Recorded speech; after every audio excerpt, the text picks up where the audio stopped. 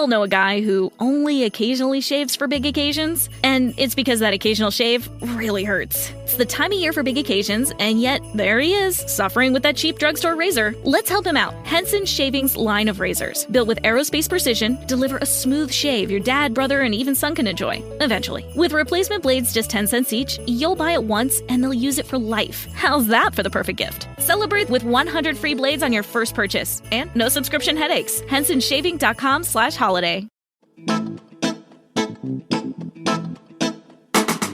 Hello and welcome to History for Weirdos. We're your hosts, Andrew and Stephanie. And each week, we're going to take you on a journey into the strange, obscure, and relentlessly entertaining corners of human history. Now listen up, friends, because it's about to get weird.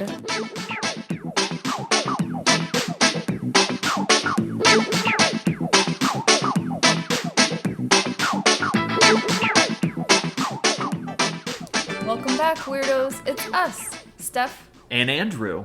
That was cute. We didn't even rehearse that, you We guys. didn't. That was just spur of the moment. That was really cool. Well, we are back, as always, excited to be here. Hope you all are having a good day while you're listening to this, wherever you listen. Where do you listen to podcasts, my love? Usually in the car. Yeah, me too. Yeah. But also like when I'm washing dishes. Yeah, or folding laundry, like Yeah. the boring tasks. Exactly. I know, it's so cool to think that we get to accompany people on their commutes or while they do their boring chores. I know. It feels really nice. Yeah. It feels special. It feels very special. Well, I know that Andrew has a really great episode planned for us today, and it's to round out the celebration of Black History Month. And just before we get into his episode, I did want to share a little bit about the history of Black History Month, because I was reflecting on it and I was like, wait, I don't know how this started. Yeah, that's really interesting. I've never really thought about it, to be honest. Mm-hmm. So the information that I have for us today is mainly just from history.com. And again, I know we get some folks that listen from outside of the U.S., so I'll just summarize this by saying Black History Month is an annual celebration, the month of February, to recognize the achievements of African Americans and their central role in U.S. history and culture. It's also sometimes known as African American History Month. And this celebration has a actually really cool little origin story. Oh, cool. The story of Black History Month starts in 1915, which is half a century after the 13th Amendment abolished slavery in the U.S. Yeah. Dr. Carver G. Woodson and this very prominent minister, Jesse E. Moreland, were celebrating that anniversary together, I think, in Chicago with other friends, and they were all reflecting, and I don't know, I picture them like celebrating and drinking and having a good time. Mm-hmm. And these two men came up with the idea to found the Association for the Study of Negro Life and History, an organization dedicated to researching and promoting achievements by Black Americans and other peoples of African descent. Today, this organization still exists. Oh. It's known as the Association for the Study of African American Life and History. I've never even heard of them. I know. And they sponsored what was then called National Negro History Week in 1926. And they chose the second week of February to coincide with the birthdays of Abraham Lincoln and Frederick Douglass. Hey. Isn't that cool? So that's why it's in February. That's why it's in February. Ah, okay. Their event inspired schools and communities nationwide to start organizing local celebrations, and even like clubs and lecture series started happening all around the country. Oh, very cool. And then, of course, during the 1960s here in the U.S., we had the Civil Rights Movement, and this week-long celebration just started to gain more traction and popularity, and it started expanding beyond the week. And then finally, President Gerald Ford officially recognized Black History Month in 1976. So this was like a long time coming. Yeah, that's over half a century. Yes. And then he said he was calling upon the public to, quote, seize the opportunity to honor the too often neglected accomplishments of Black Americans in every area of endeavor throughout our history. And I just thought that was a really cool little, like, side history podcast note to share with you all. Little mini-sode at the beginning, because I truly...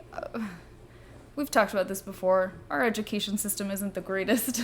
No, and it's not. I truly did not know any of this. I didn't know a single bit of that, to be honest with you. Yeah, so I just wanted to share that information that I found before you jump in to your super cool episode for this week. Well, thank you. Of course. Now tell us, what are you going to tell us about? Well, I actually wanted to talk about Japanese history, but I swear... Perfect. It makes sense. It'll make sense in about 30 seconds. So I want to talk about specifically one of the most legendary samurai in Japanese history. And what's interesting, though, is this samurai was actually not Japanese himself. In fact, he wasn't even from Asia.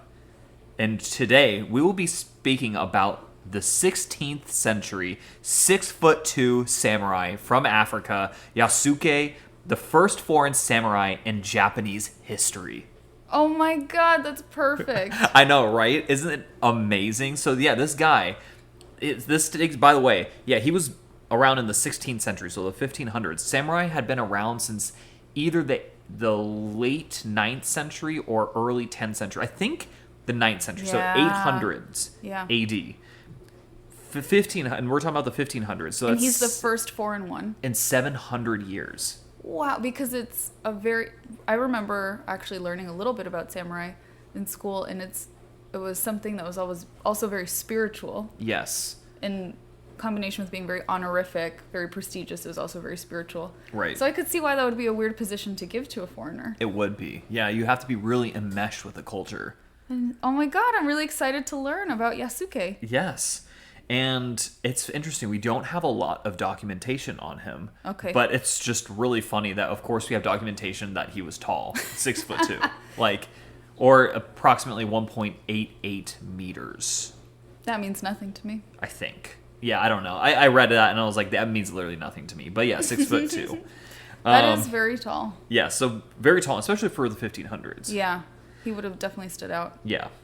Of course, when we talk about a legendary figure like this, there has to be parts of his life that is just a complete mystery. And that's the case here, unfortunately. That tends to happen on History for Weirdos. It does. But we'll take it. We like a little mystery. We do, don't we?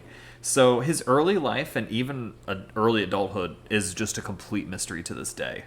Oh, we don't know exactly where he grew up or anything? We don't even know what his birth name was, let alone where he grew up. Oh my gosh. But best guess is that at one point he went by the name Yasuf.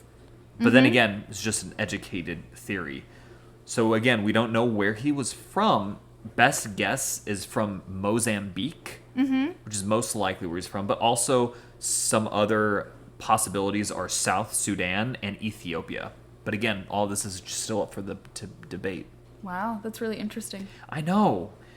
But regardless of how he was brought up or his origins really, we know that he arrived in Japan in 1579. Wow. So that is known for certain.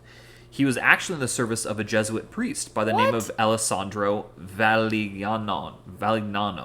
Valignano. There we go. Valignano.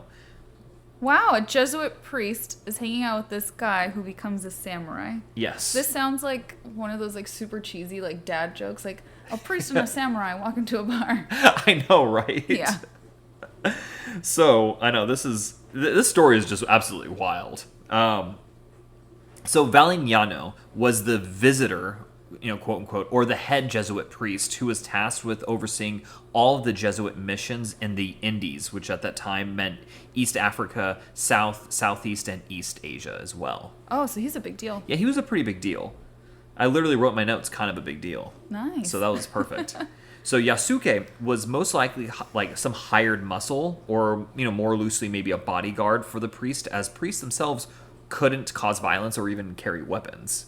But they could outsource Yes. violence and weapons. Absolutely, they could. That's a nice workaround there, priests. So even honestly, we're not sure if Yasuke was a freeman or even enslaved at this point in time. But most modern day historians lean that he was free. And was in employment. Exactly. Okay. And that he was like actually employed.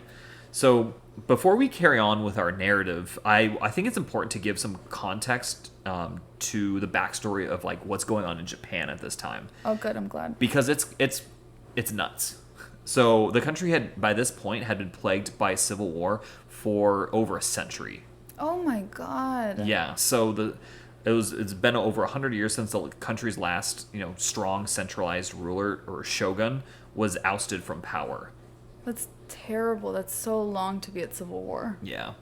Japan was essentially ruled by glorified warlords called daimyo, who controlled samurai in their like localities. Oh, okay. Yeah, they were, again, glorified warlords I think is a really appropriate term for them. Mm-hmm. So the system was very similar to that of feudalism in Western Europe during the medieval period, actually. Okay.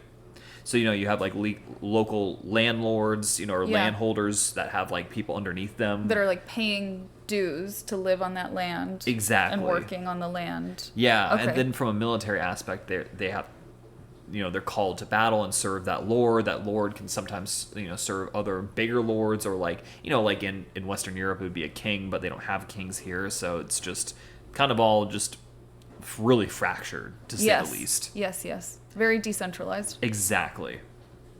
So these daimyo previously, like 100 years prior, used to answer to what was called the shogun. Mm-hmm. Kind of like a king, but more of like a hereditary military dictator. Wow, that's so interesting. Yeah. A hereditary military dictator? Yes. So kind of like a king. What it reminds me of, it actually is in the Iliad, where all the kings, the basileus. Yes. I don't actually know what the plural is for that. They answer to Agamemnon, who is the Enoch, who is like I remember one professor called him like a generalissimo. Yeah. So that's it's very similar to that. A general of generals. Kind of, exactly. That's really interesting. So, but the tides, this has been going on back to like Japan, like 100 years of civil war. Tides have been changing as of late because one of the daimyo had dreams of a unified Japan. And that guy went by the name of Oda Nobunaga. And he had aspirations of uniting the entire country under his rule. Wow. That's a big aspiration. Yeah, very big. An interesting fact, he actually installed a shogun in the country's capital, Kyoto, in 1568, only to depose him 5 years later in 1573. So, like, there were, like, quote-unquote shoguns, but it was, like, a joke. They were... Kind of like puppet shoguns? They were puppet shoguns, yeah. Okay. And this daimyo's fate would intertwine with that of Yasuke. Ooh. Yes. Speaking of which, after Yasuke had been in the country for about 2 years...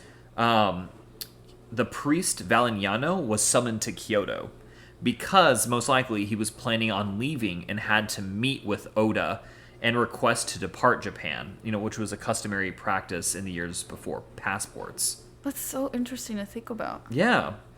And this is where Oda Nobunaga and Yasuke actually met. Yeah. So according to a letter written 1581 by a Jesuit priest by the name of Luis Fros to another priest named Lorenzo Mexia, Oda Nobunaga was fascinated by Yosuke's black skin. Mm-hmm. I'm sure that's the only black person he had seen before. Most likely. Yeah. In fact, he had ordered... I'll get to that, though, in a second, actually. Ooh. In fact, he ordered Yasuke to strip from the waist up and scrub his skin to prove that he was indeed black. Oh my god, sir. Yes. Once Oda realized that his skin was not just ink, he was just absolutely fascinated by our protagonist. And what's interesting, and you pointed this out, is that while black folks in Japan were rare, they weren't actually unprecedented at this time. So there had been Africans serving as mercenaries, as well as interpreters and entertainers, probably other craftsmen as well. That's been documented. And there's probably only a few hundred. So again, it was very rare, but not completely unheard of. Interesting. Yeah. I mean, everyone at this time... Okay, I might be mistitling this time, but is this considered like the age of exploration? Yes. Yeah, I just feel like everyone and their mom is on a ship Yes. traveling to foreign lands. Exactly. It's doing during stuff. this century that especially the Portuguese and the Spanish are really like exploring. Mm-hmm. They're going crazy. Right. The people in Kyoto would have been surprised by Yasuke's foreignness, but very likely he probably wouldn't have had like the prejudices that contemporary Africans would face, especially in the slave trade.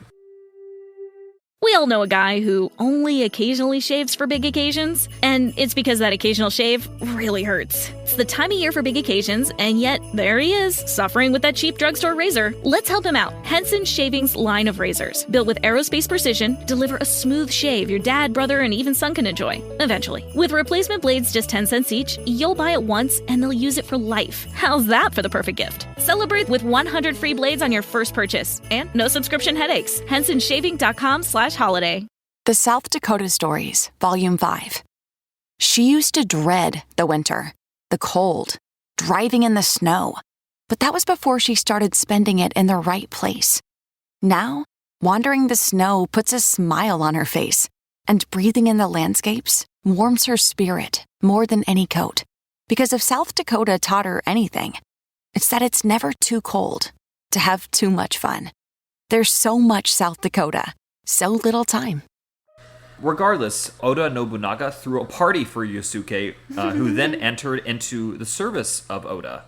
That's a really nice way to onboard your employee. I know, just throwing a party. Throw them a party. I expect that treatment. I know, it's kind of weird because he was under this Jesuit priest, and then Oda Nobunaga is like, nope.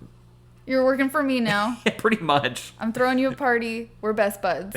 And what's interesting too here is, I want to point this out, when I referred to Oda Nobunaga, Oda is actually the familial name, whilst Nobunaga is his given name. Okay, so they go in reverse. Yeah, so it's reverse. Just the more you know, guys.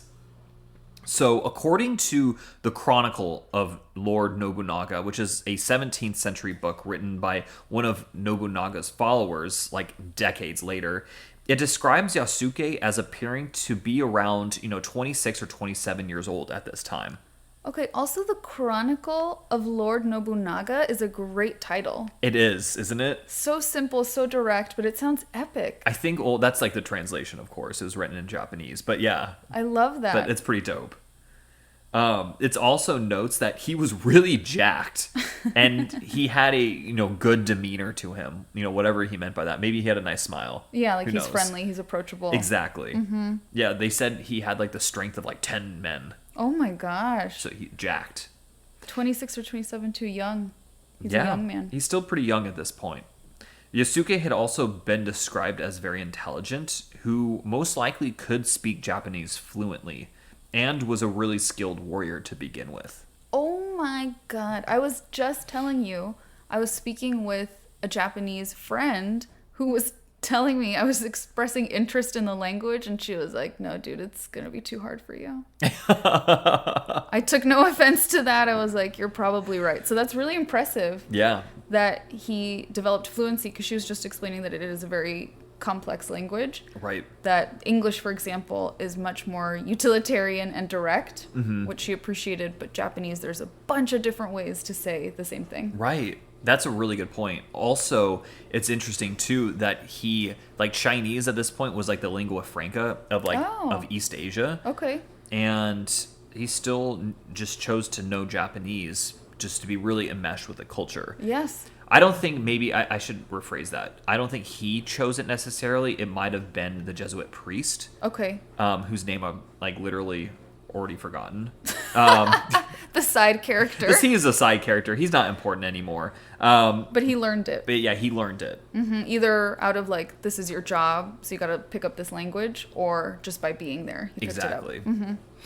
So very quickly, after he went into the service of Lord Nobunaga, he was promoted to a pretty high position within Oda's entourage, being one of the personal bodyguards for the daimyo himself. Wow.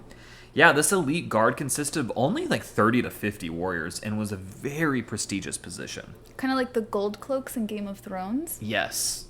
See, I Or brought it's it. not the gold cloaks. They're not the gold cloaks? Never mind. I was so proud of myself. Or is it the gold? I can't remember if the gold cloaks are the police of like the city or... Oh. King's Guard. The King's Guard. That's what I was thinking of. Yeah, you're thinking of the King's Guard. Darn it, I messed up my own reference. I know, that was pretty bad, babe. Okay, but anyway, basically, Anyways. he was like the King's Guard. Essentially he was like the King's Guard.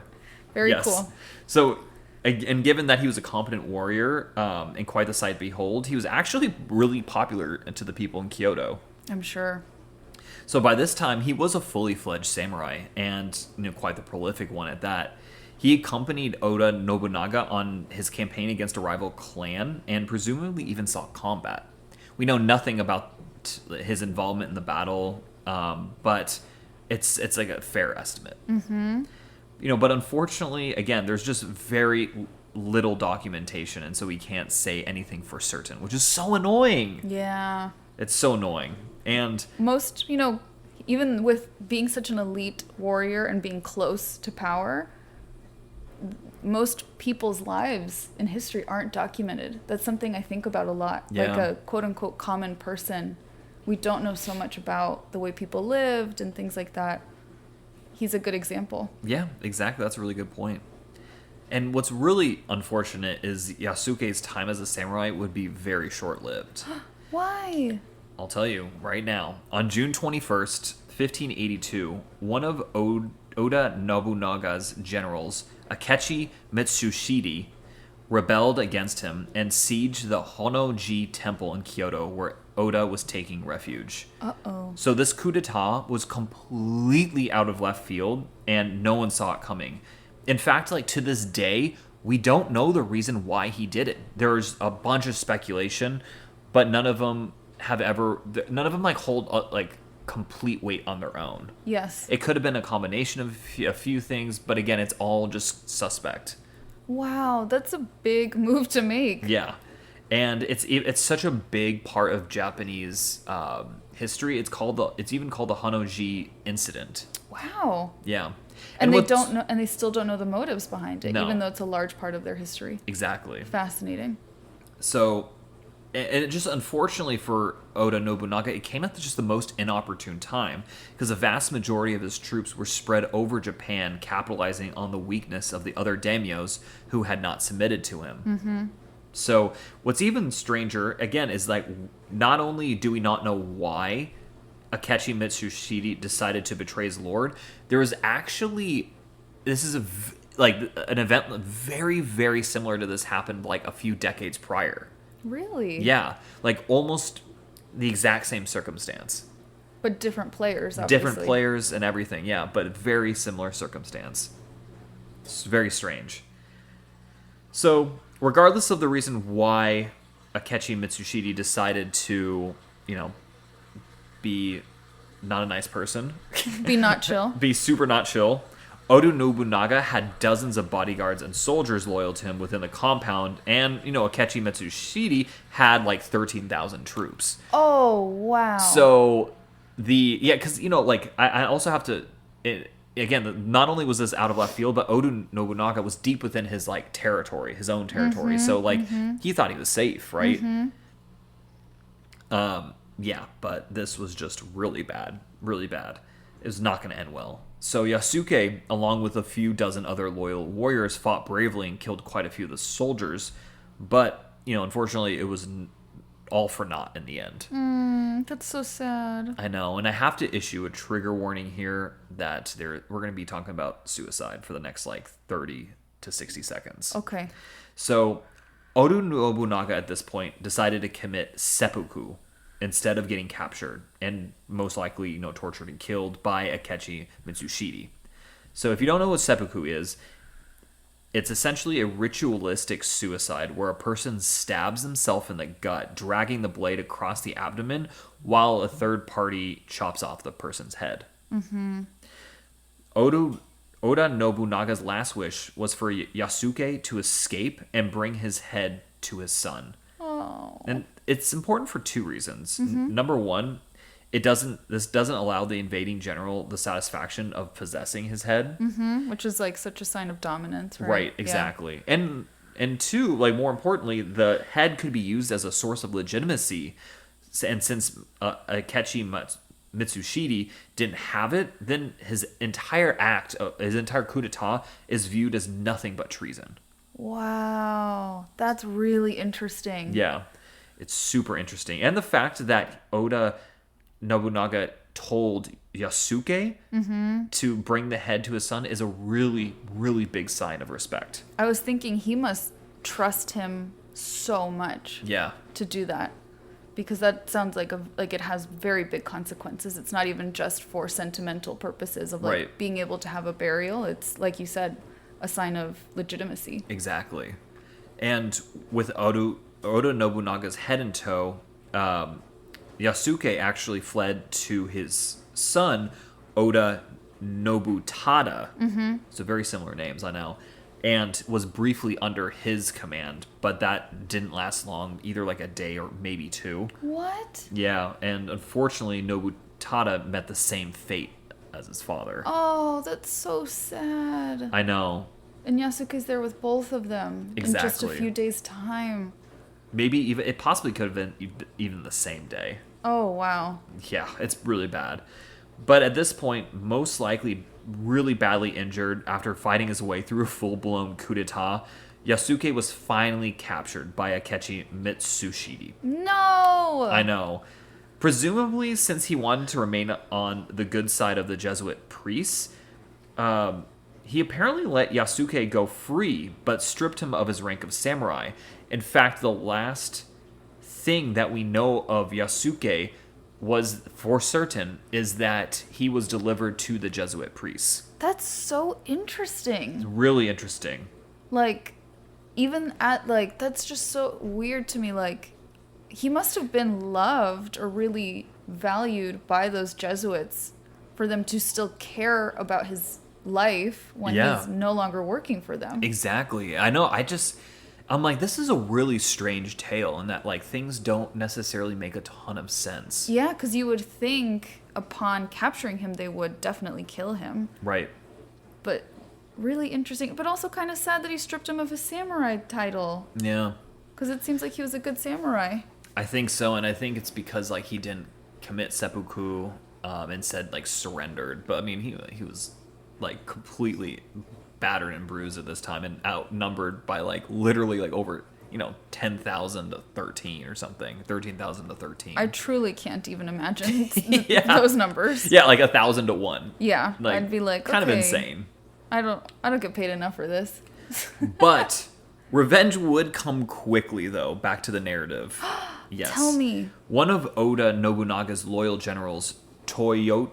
I want to say Toyota every time I see his name. Toyotimi Hideyoshi defeated Mitsushita at the Battle of Yamazaki on July 2nd, 1582, only a couple weeks after Nobunaga's death. Oh, wow, that's a quick turnaround Yeah, time. very, very quick. Couple weeks later, guess what? You get yours. Yeah, and yeah, Mitsushita actually was killed by, I think, bandits when fleeing the battlefield. Oh. So, like, very, very poetic justice. Yes.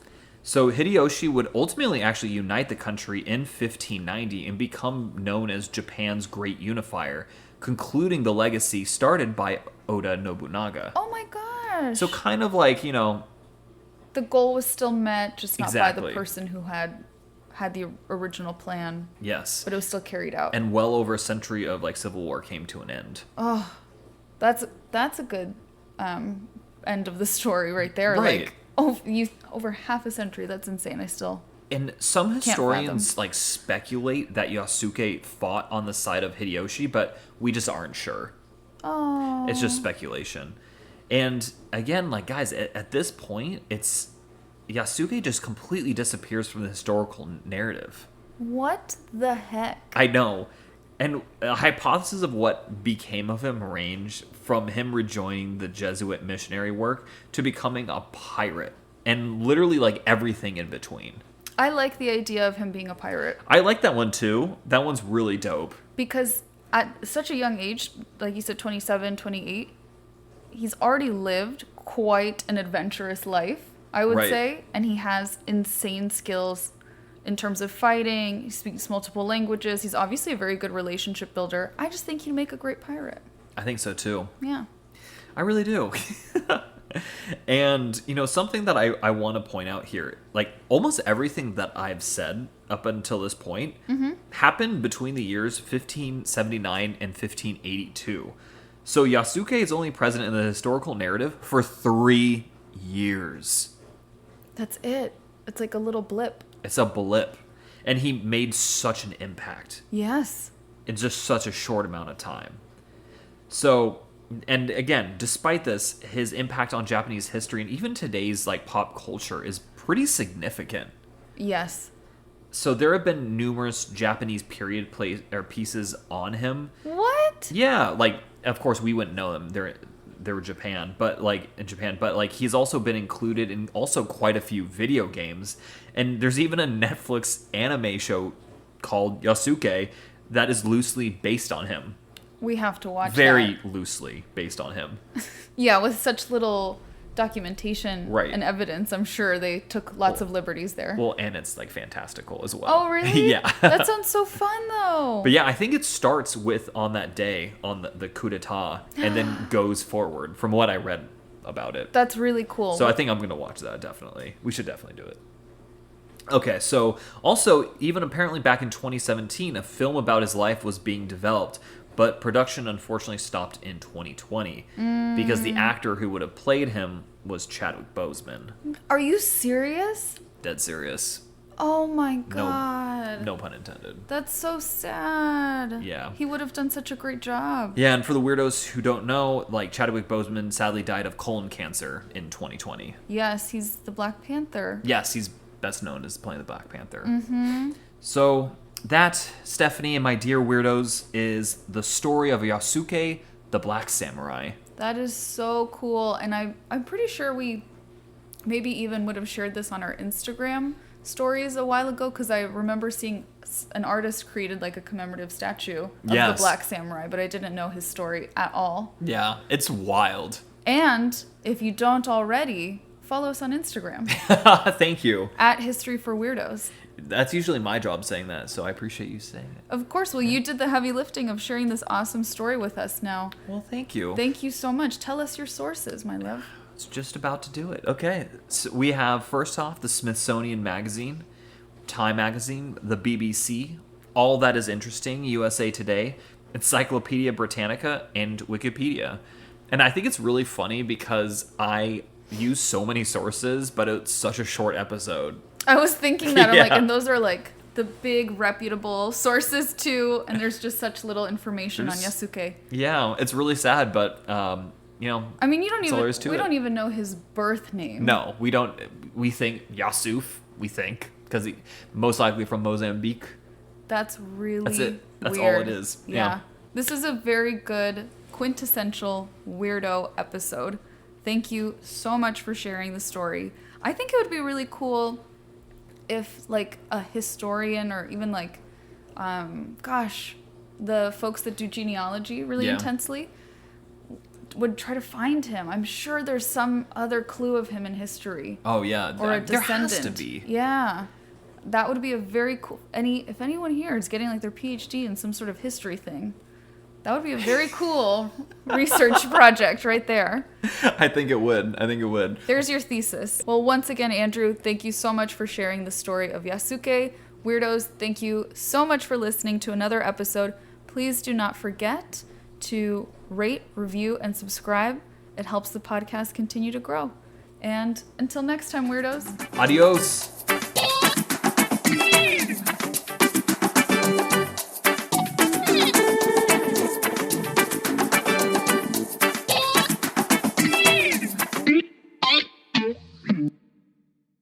We all know a guy who only occasionally shaves for big occasions, and it's because that occasional shave really hurts. It's the time of year for big occasions, and yet there he is, suffering with that cheap drugstore razor. Let's help him out. Henson Shaving's line of razors, built with aerospace precision, deliver a smooth shave your dad, brother, and even son can enjoy, eventually. With replacement blades just 10 cents each, you'll buy it once, and they'll use it for life. How's that for the perfect gift? Celebrate with 100 free blades on your first purchase, and no subscription headaches. HensonShaving.com/holiday.